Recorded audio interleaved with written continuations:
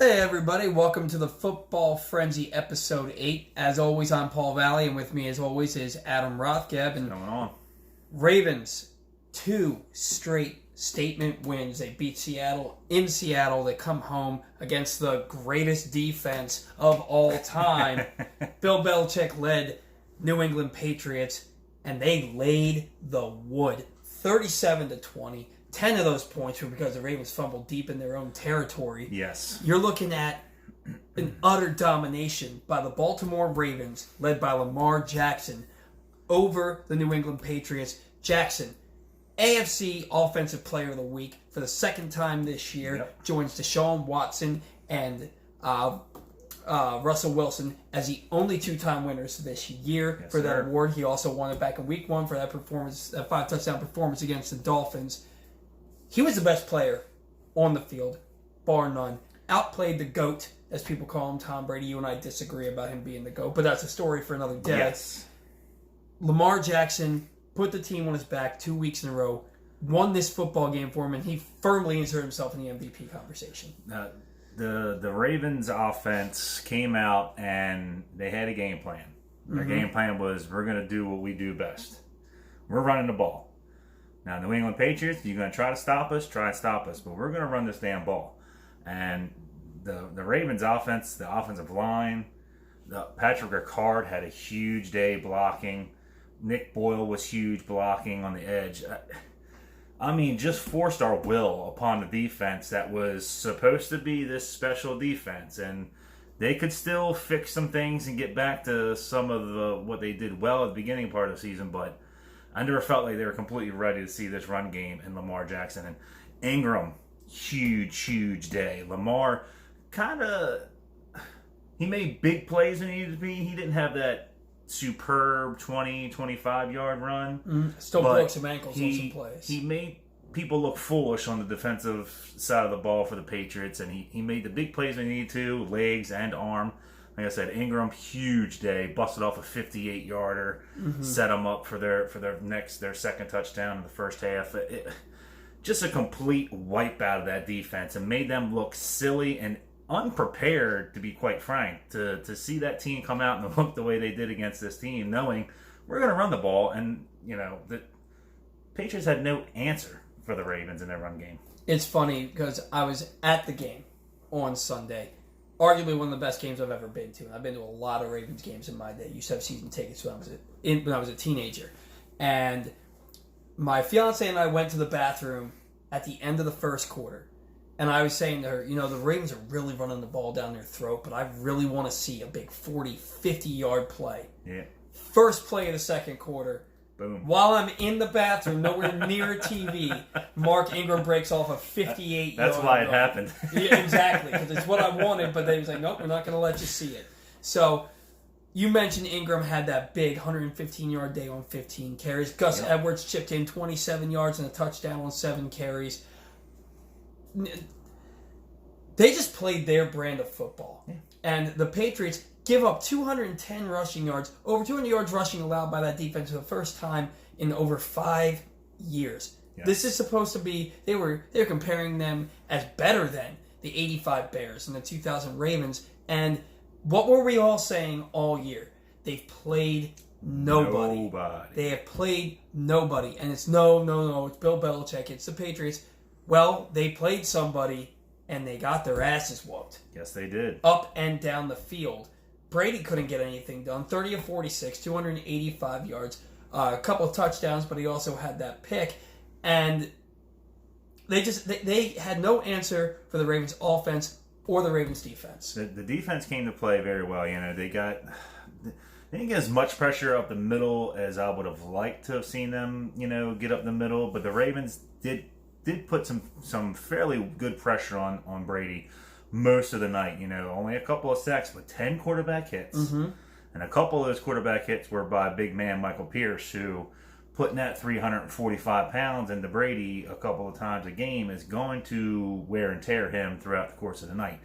They just didn't have any offensive flow. They got a little bit of thinking going there in the third quarter with the hurry up offense, the no-huddle offense. They got a rhythm. And then big play, strips Edelman on a little swing pass out to him, and Johnny on the spot, always around the ball this year. Marlon Humphrey scoop and scores 70 yards down the field and completely changes the momentum back into the Ravens' favor, which is exactly what that defense needed. They've been finding the big plays the last few weeks, something that was missing the early part of the season.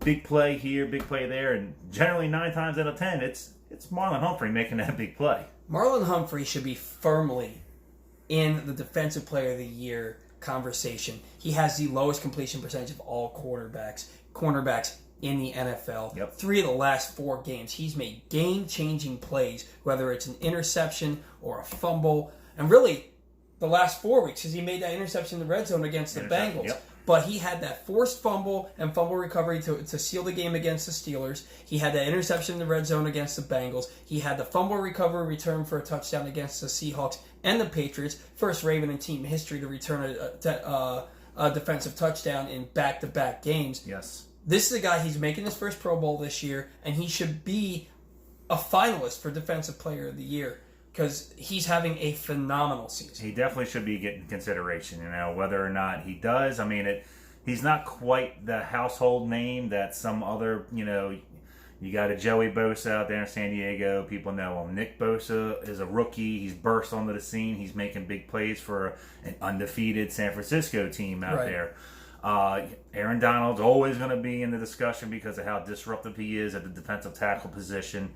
There's a couple other players out there that have been. Stephon Gilmore for the Patriots. He's been, needless to say, he's been their best defensive player on their back end. So, he's got competition, but his name should be firmly in that top 5 of saying we need to be looking at this guy and what he's been doing, not just this year, but going back since the second half of last year, and the kind of stability he's provided on that back end. And with getting Jimmy Smith back and then Marcus Peters trade, that back end looks solid. And Earl Thomas has looked more and more comfortable as each week has progressed. And he's looking like he's figured out how to play with this defense, and that can only make him even scarier on that back end. Now look, we're going to get to your segment of shade here in just a second. But before we do that, I posted some bold tweets on Sunday night after this game. Mm-hmm. Now, a lot of that's the adrenaline and the excitement from the win. I stated that I thought that Lamar Jackson was cementing himself as the best player in the NFL. Now, there's still Russell Wilson and Aaron Rodgers. Deshaun Watson is playing on another planet right now. Okay? Yes. I also said that in this game, Tom Brady, I think that he's done after this year. I think he's going to retire. I think that much is evident by the way he's played this year. But B, I said this was his passing of the torch moment. Mm-hmm. What do you think about Lamar Jackson as far as me saying best player in the NFL and that Brady has passed the torch? From my point of view, I look at it as like this. As far as the best player in the NFL conversation goes, there's a bunch of names right now that need to be thrown out, and you've mentioned quite a few. It might still be too small of a sample size, per se. You're looking at, basically what he's done this year with the improvement in him throwing the ball and finding receivers and throwing the ball down the field. If he continues to build in this fashion and he rides this out the rest of this year and improves even further going into next year and builds on this, we might be sitting here next year this time having this same conversation, and we're saying, Lamar Jackson's become the best quarterback, if not the best football player in all of the NFL. And I think he's building towards that. He just needs to keep working, and it's something we know as Ravens fans, and anything we hear coming out of the castle out there in Owings Mills is all about Lamar works. All he wants is to win. They talked about his Offensive Player of the Week award. It's all nice and all, but I'm only worried about winning, man. They talk about him on the TV. He just turns it. He don't even want to hear it. I don't want to hear how great I am. I just want to come, work, get better, and win football games. And that's a complete turn from anything you hear coming out of Cleveland, Ohio. Somebody talking about this or complaining about this. This dude just wants to work and win. And that's all you want out of your quarterback. Work and win. And he's providing that for this team. And I sit there and I say to you, about the passing the torch thing. And I say that because of what you just said, his mentality, his character. He wants to win, and that's all he cares about. I think the AFC is in for some trouble over the next several years because Lamar's only going to get better. Right now, look, he's a running quarterback. We know that. And there's a chance he could get hurt, but you look at all the quarterbacks that have been hurt, and some of them retired, Andrew Luck, because of getting hurt, that are pocket passers. Mahomes, Luck, Nick Foles. Yeah. And that leads us to your segment of shade. Now, and I can't wait for this. Because I might apologize. There might be a couple of cuss words in this because try and keep the F-bombs out of this jackass that I'm going to be bringing up to talk about this. Eric Mangini, as some of you might know of him as Mangenius, for Christ's sake. 15 years ago. For God's sakes. I mean, the dude wrote coattails of Bill Belichick to a head coaching job that he really didn't deserve. Has a piss-poor record as a head coach in the NFL. Wants to run his mouth about how if you want to use your quarterback and play him like a running back who just happens to throw the ball every now and then, does this dude watch any football games? Does he watch any of the Ravens football games? I think this was the first Ravens game he's watched. I don't even think he paid that close of attention to this football game, because then just today he states how he's just as physical a runner as Cam Newton. And we all know Cam Newton is 6'5" and weighs 250 pounds. Mm-hmm. We've seen Cam Newton try to run over linebackers in this league, free safeties, strong safeties in this league, endlessly. Lamar Jackson does not run the football in that fashion. Nope. He's an elusive runner. He does not take head-on hits. Has not taken a head-on hit since last year. And he's learned. He's got the perfect teacher right behind him as his backup quarterback. He's got another ex-NFL player who was a great running quarterback, and Michael Vick, who's a mentor off to the side, who tell him, develop your passing game. You stick to what you do best. You can run the football as a quarterback. Why the hell would you not want to use that? And this jackhole wants to sit there and tell me it's the league of the law of averages. He's going to get hurt sooner or later. Well, duh, dumbass. Everybody gets hurt in the NFL. What the hell does it matter if he gets hurt running outside the pocket or if he stands there like a damn statue like Tom Brady or Peyton Manning, who had 4 neck surgeries? And you saw what the outcome of that towards the end of his career was. Dude couldn't throw the ball 20 yards down the field. You got dudes with busted shoulders and busted ribs, and Lamar is avoiding all that by moving as well as he does. You saw that big scramble in the second half where he was rolling out to the right. The Patriots defense had it set up perfectly. They had 2 guys coming on his rollout to his right-hand side. He turned around, went back to the left. Nick Van Noy's coming off the left edge to try and stop him. He cuts back up inside of him, runs right up behind Skura, pushes him into another defender to block him, and gets 11 yards and gets out of bounds without being touched one time. Mm-hmm. How in the hell is that bad? Eric Mangini, you are a dummy. You are an absolute moron if you think that this guy is any comparable to Cam Newton or Colin Kaepernick, who you brought up endlessly.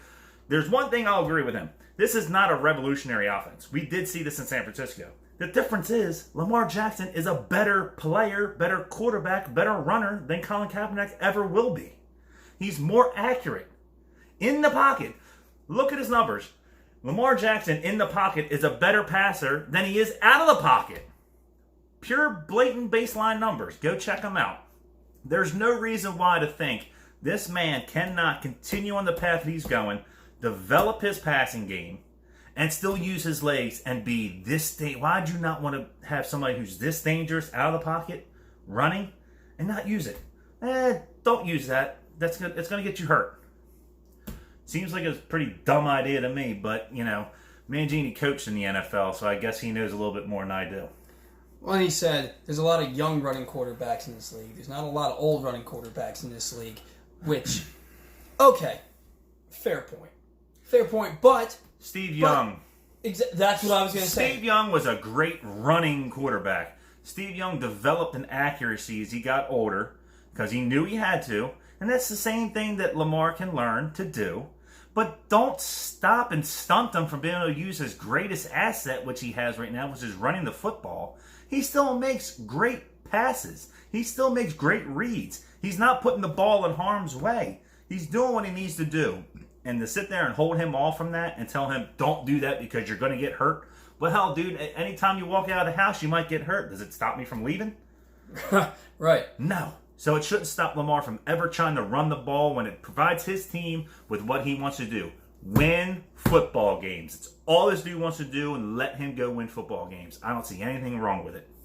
Well, and then on top of that, on that same show, Speak for Yourself, hosted by Jason Whitlock, you got Marcellus Wiley, you got Mangini on there, then you had Tony Gonzalez. And these guys are sitting there and they're saying, in a game that the Patriots lost by 17 points and were gifted 10 points by the Baltimore Ravens because of fumbles, they say, I was more impressed with the Patriots than I was the Ravens. Well, and they say because they feel like Belichick found a way to stop Lamar Jackson, and they think that they're gonna that if and when they meet again in the playoffs, that Belichick's gonna have something for the Ravens. Well, first of all, Belichick's last 5 rematches from regular season games that he lost to a team and then went and played them in the playoffs, he's 0-5. So that goes out the window right there.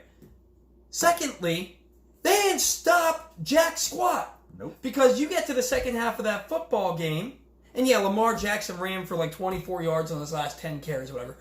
Big deal, because the team ran for 210 yards. And in the third quarter, after the Patriots get it to within 24-20, what do the Ravens do?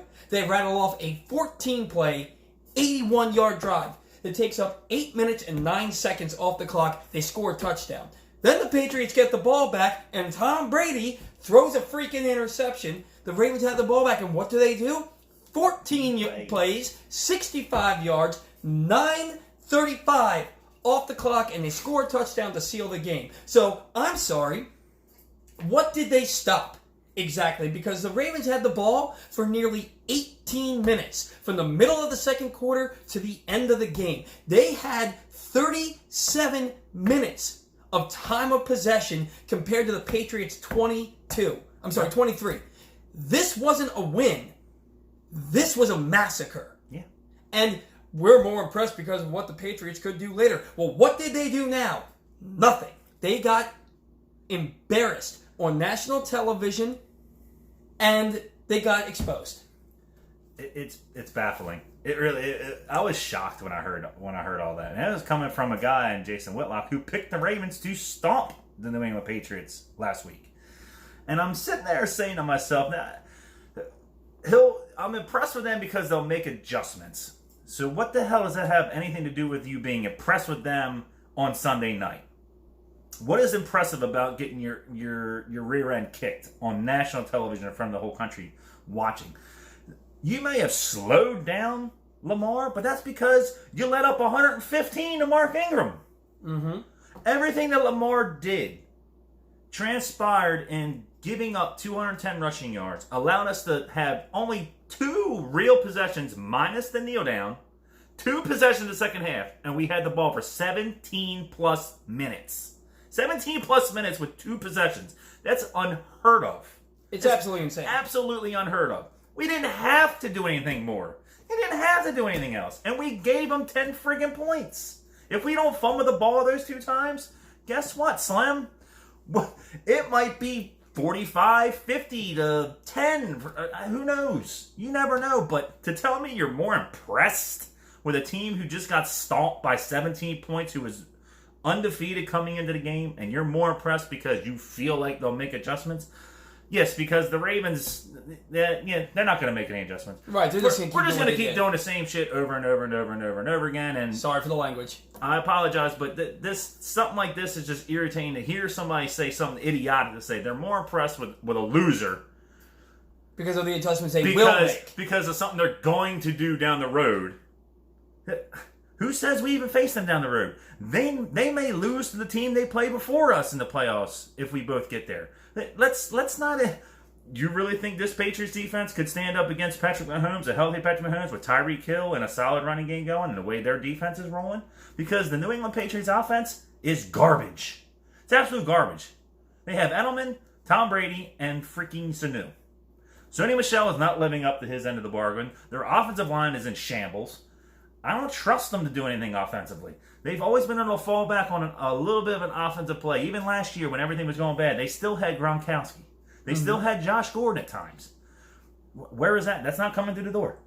It's not coming. So, New England, I'm more impressed with you because you lost by 17 points on Sunday night. And it could have been 20 plus. It should have been 20 plus. It should have been. Well, let's take some of this vitriol that we have towards the Patriots and the analysts who were more impressed with the Patriots in a loss, decisive loss. Jackholes. And I'm going to do it. I'm going to put it in my segment of shade here.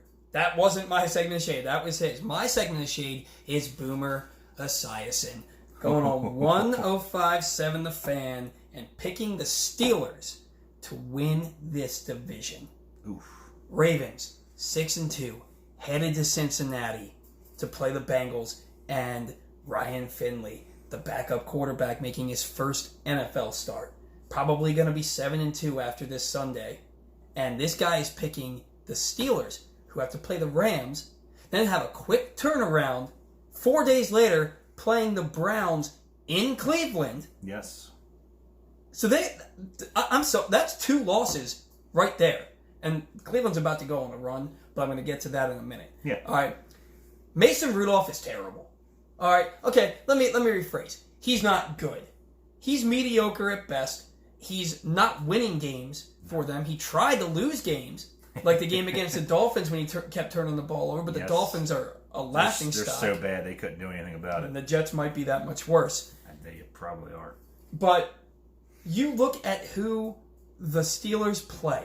Rams, Browns, Bengals, Browns, Bills, Cardinals, Jets, Ravens. There's 2 wins in there. 2 guaranteed wins in there in 8 games left in the season. Yep. Where are they coming up with enough wins to even get to 9 in that schedule? I think they're going to lose once to the Browns, once to the Rams. I think they could even lose both times to the Browns, and the Browns get hot and confident. Then they got to go to Arizona and play the Cardinals, and they end the season in Baltimore. Guess what? By the time they get to Week 17, this division's locked up. They're playing for nothing. Nope. Absolutely nothing. Yeah, Minka Fitzpatrick's playing out of his mind right now, okay? But good for him. Whatever. You're going to lose to the Rams, and you're going to be 2.5 games back of the Baltimore Ravens after this week, or 2 games back of the Ravens after this week, or is that going to be 3? That'll be 3 if they lose and we win. So that'll be 3 games, which technically is 3.5 because we've already beaten them once. So it's a 3.5 game division lead over your closest rival. It's for Boomer Esiason to come out and say the Steelers are going to win this division. You played for the Bengals. You went to college in Maryland. Where is this coming from? Because they have literally no shot. They're not even going to finish in second place. The Browns are going to finish in second place because the Browns play the Bengals twice. They play the Dolphins. They play the Steelers twice. They play the Cardinals, and they play the Bills. The Browns could win 8 or 9 games this year. Yep. The Steelers aren't sniffing that. Still. They're 2-6, and they could win with 8 or 9 games with this soft schedule coming up. Yes. It blows my mind that anybody would come out and just say boldly, especially on a Baltimore radio station, the Steelers are going to win this division. What are you smoking, and where can we get it? I don't see it. Their defense has been playing better. I give them that, but they still have 0 running game. And Mason Rudolph, as you said, is I mean, you don't really see much about him. Juju Smith-Schuster looks like he's missing that number 1 receiver on the other side of the field to help protect him because he damn sure ain't playing like a number 1. So where are they getting the offense from? Where's the offense coming from? Their backup running back to James Conner, who, by the way, still might not play this week. He looks better. Jalen Samuels, he's a hybrid tight end in college. Probably has more career rushes than he did in college in the NFL, and this is his 2nd year. This is a guy who was an H-back. Yeah, he caught 13 balls out of the backfield, but you got to run the ball. Yes. And you're not running the ball, not without James Conner. It's asinine. All right, now look, I could give all this hate towards everybody until I'm blue in the face because I have a lot of hate to give. We both could. We both could. We're going to move on. Browns lose to Brandon Allen and the Broncos, 24-19 on Sunday. Baker Mayfield, for the first time all season, did not turn the football over.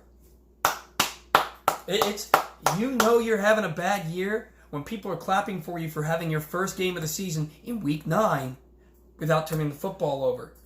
27-42, 273 yards, 1 touchdown. He's also not had a single game above 1 touchdown all year after setting a rookie NFL record for touchdown passes last year. They couldn't run the ball. Nope. Nick Chubb, 20 carries, 65 yards. Nope. The team, 29 carries, 9 yards. That's a 3.1 yards per carry average. Now, people are talking about how the Browns aren't getting OBJ the ball. He led the team with 5 catches, 87 yards. They're not getting him the ball? I think the biggest problem with this offense and this whole team, it's Freddie Kitchens and Baker Mayfield.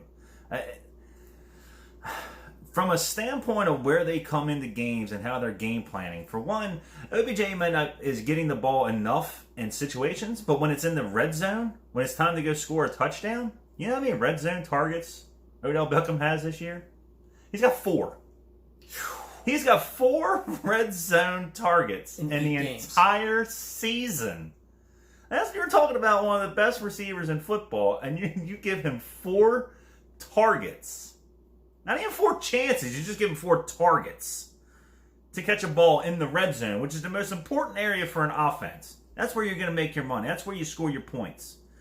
How in the hell do you game plan and not get the best receiver on the field more targets in the red zone?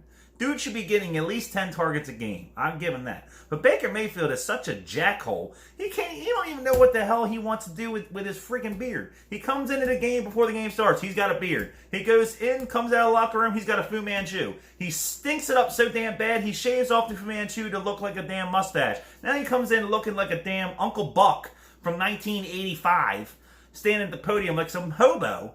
What the hell is this dude doing?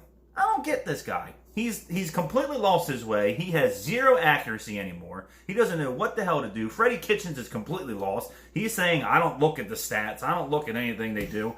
So what are you looking at? You're not looking at anything you're supposed to be looking at because you're not making any adjustments. Nick Chubb is a damn good running back. Best in football. And now you got Kareem Hunt coming out. So if you still can't run the football in Cleveland, you've got some serious issues. Serious issues. You got 2 top flight running backs right there. There's no reason why you shouldn't be able to run the football. And the defense, Myles Garrett has been another name for a defensive player of the year right there. It has been holding his end of the bargain. They got healthy on the back end. Their defense is solid enough to win football games for them. If their offense can just stop turning the ball over and being more efficient. Baker Mayfield, just complete 60% of your passes, bud. What the hell are you doing? You're an idiot.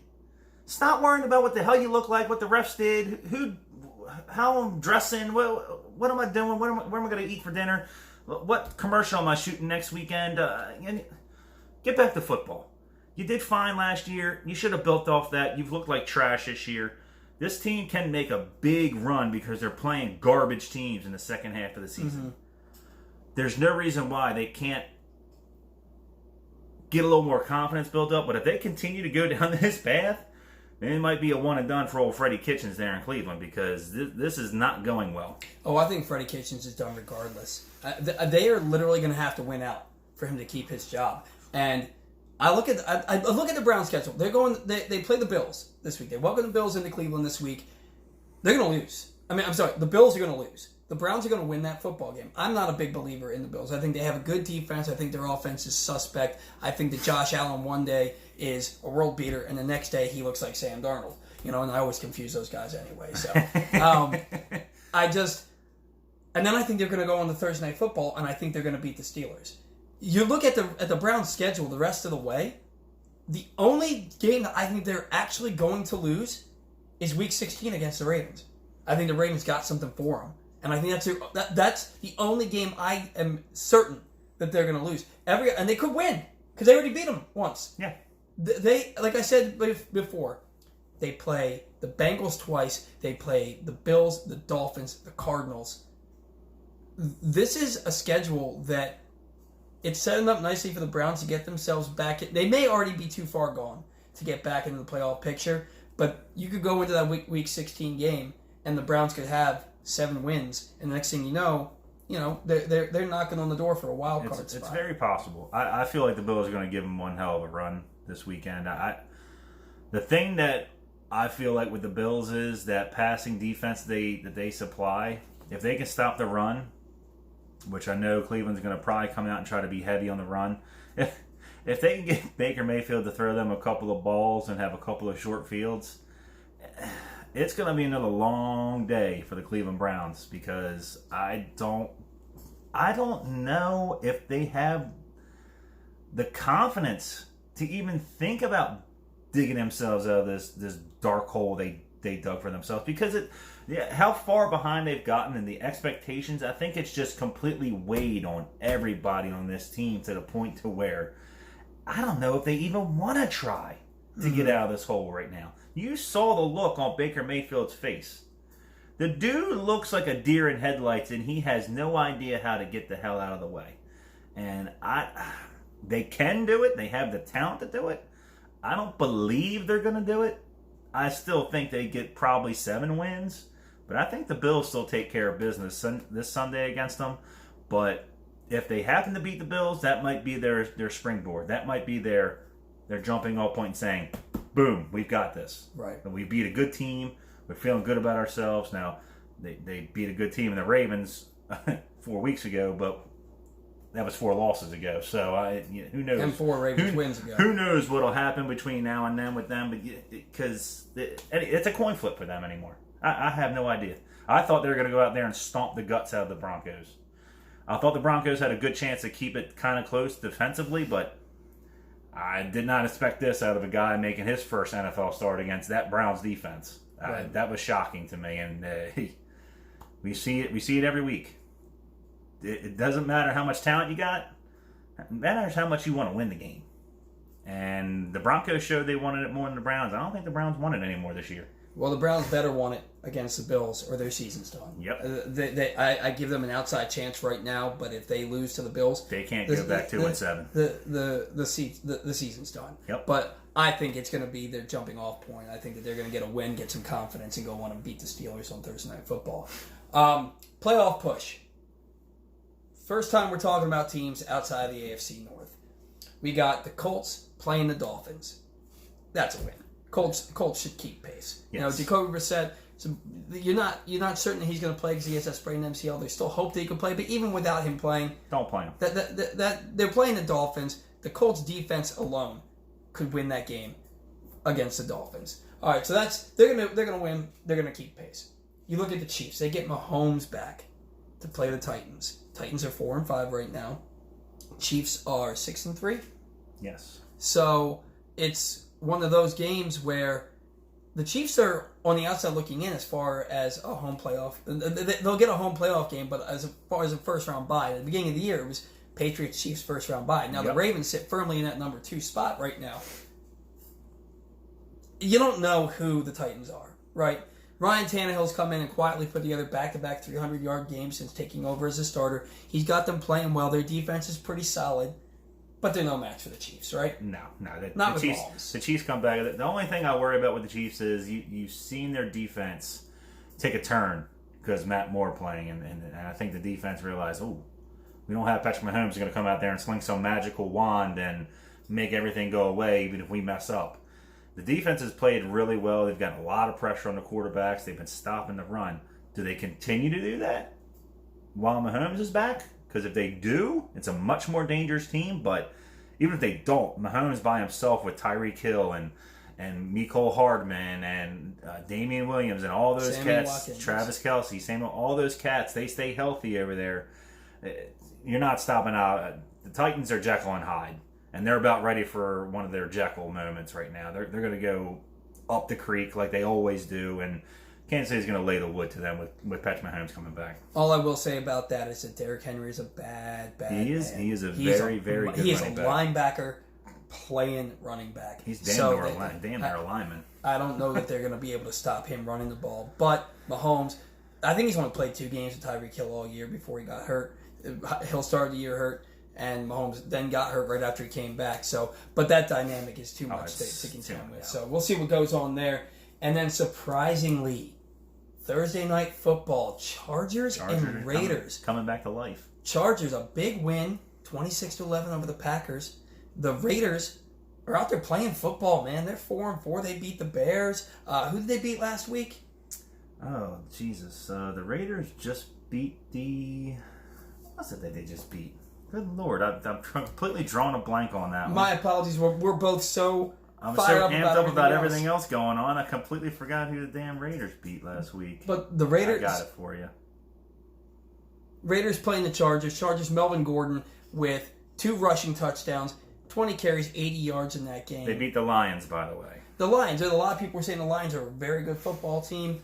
You know, probably better than what you would think the Raiders are. Matthew Stafford's had a hell of a season, but he just doesn't hasn't had the backing on the defensive side of the ball to help that team. What else is new in Detroit, right? Sad and they can never seem to keep a running back on the field either. Not a healthy one. So, but Raiders playing some good football. Terrell Pryor, wow. Darren Waller. I don't know why I just confused those two. Darren Waller out there having a big year at tight end. Tyrell Williams. This past week was the first week that he didn't score a touchdown in a start. You know, Derek Carr's playing at a high level right now. John Gruden's got that team believing. Yes. And, you know, Chargers, after laying the wood to the Packers in a 26-11 win, they're playing better now. Melvin Gordon's getting going. This is a sneaky team that people were giving Super Bowl hopes to at the beginning of the year, and now they're finally starting to play some good football. Now, this is the team that I'm most worried about, the Chargers getting going, because they have the talent in that team to make a serious run in the AFC. Now they come across the New England Patriots. We all know how that story's going to end, but they have the ability to make a serious run here. Now they're still missing their safety, you know, who was primed to their success last year. The rookie, his name escapes me at this. Was it Darius Leonard? No. What was his name? The cat out of Florida State, I believe. He got lost in training camp this year. To a Liz Frank injury, I believe. So, a pinky toe injury, something like that. So he's still gone, but that pass rush is ramping up. And Joey Bosa and Melvin Ingram coming off the edge are firing on all cylinders right now. And that's a scary combination. When you have 2 top-flight pass rushers, that's hard to deal with for an offensive line, any offensive line, no matter how great it is. And Phillip Rivers is quietly just being Phillip Rivers.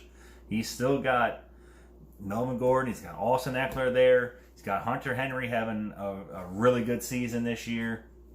Yeah, he's got the receiver, Mike Williams. Mike Williams and Keenan Allen.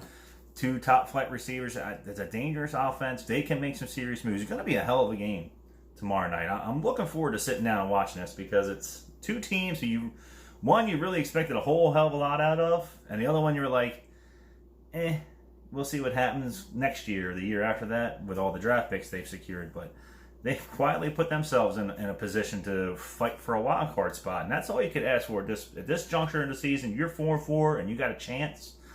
They've given themselves both a chance. As much as going wrong with the Chargers and as all the nonsense that happened early in the season with the Raiders with the Antonio Brown saga, you couldn't ask for a better situation out of both teams right now. Right, and you mentioned Mike Williams, or I mentioned Mike Williams when you were asking about the receiver. This is a guy who caught 10 touchdowns last year, and he has none this year. But he did have a big game, 3 catches over 100 yards on Sunday in that win against the Packers. So a good Packers defense. So yes. I look for Mike Williams to get in the end zone tomorrow night. But that's going to be a good game. Now, look, folks, we've run really long tonight. We've been trying to keep the shows under 30 minutes, under 25 minutes, but this was a lot to talk about, a lot to get off our chest, a lot of excitement over this win. So we're going to jump right into our predictions now. And usually I let you go first. Every once in a while I take the stage first. I'll defer to you this time. And I'm going to do it again tonight. Lamar Jackson's going to come out and he's going to silence those critics, namely Eric Mangini, who says he can't throw the football. Lamar's going off for 260 yards and 3 touchdowns, and he's only going to rush for about 45 yards in this game. I'm looking at Hollywood Brown. He's going to have a long touchdown, over 80 yards receiving. I think Ingram and Edwards are going to combine for over 120 yards and a score. My unsung hero is going to be Justice Hill. I think he scores his first NFL touchdown this week. And I'm looking at the Ravens. Now, look, they only won by 6 points against the Bengals a few weeks ago. Mm-hmm. Different set of circumstances. I think Harbaugh has his team ready to laid a smackdown on the Bengals because he's been talking about we are not having a letdown this week because No. he said if you lose to the Bengals, it negates everything you did against the Patriots. Ravens win big, 41-16, and I have Justin Tucker with 5 opportunities to make up for that missed extra point. And surprisingly, not a defensive touchdown. There's 5 offensive touchdowns, 2 field goals. Ravens are going to win this one big time, 41-16, and Ryan Finley is going to be running for his life. That's the thing. We're playing against a rookie quarterback in the Ravens history, whether it be John Harbaugh or Brian Billick, going back 20 flash years. in the past. It ain't good. So let's put it that way. Wink Martindale's going to have something up his sleeve for old Ryan Finley and his first NFL start at NC State. So it's going to get ugly, and it's going to get ugly quick. They're going up against, and this is where I say it's going to get ugly quick because the Cincinnati Bengals have the absolute worst rush defense in the NFL. So they're going to gear up everything to stop the run. Ravens are still going to get 200 rushing yards. I'm calling that right now. They're still getting 200 rushing yards. I think Jackson approaches 300, if not passes 300 on this day. Total or just passing yards? yards? I think he's going to go over 300 passing yards. I think they come out and they do some different wrinkles. They show a little extra every week. Put a little spin on it. My unsung hero is going to be Hayden Hurst. Hurst is going to... I think Hayden Hurst has himself a day on Sunday. And the Ravens... Oof, you weren't far off of me. I'm calling 45-10. 45-10. That is a shellacking. They're both shellacking. 45-10. That's a 5-touchdown win. Good. We're looking at it, and they're playing their best football of the year, and they're only going to keep getting better, in my opinion. They have a big matchup next week with the Texans and Deshaun Watson. If Lamar is the best player on the field that game, I'm sticking by what I said that he's the best player in the NFL. That's going to be a tough game. Until then, get past the Bengals, get this win, show the Bengals and the rest of the world that this 4-game win streak is not a fluke. You mentioned Hayden Hurst. I want this guy involved in the passing game. He is so good, and he's underutilized. They just use him to block. He catches 2 balls for 8 yards a game. Get this man the damn ball. I think it happens. Mark Andrews, less than 50 yards receiving in 5 of his last 6 games. So why not give Hurst a shot here? Hey. All right? Hey. Guys, that's going to do it for us here in the Football Frenzy. Thanks for tuning in. I feel like this is one of our more fun shows, one of our more animated shows. I had a ball talking about Mangini. Yeah, I had a ball going nuts. Sometimes you just want to yell just to yell. Hey, gotta do it. We'll come back at you, hopefully talking about a Ravens big win over the Bengals and previewing the Texans next week. Until then, as always, go Ravens. Thanks for tuning in. Take it easy, boys.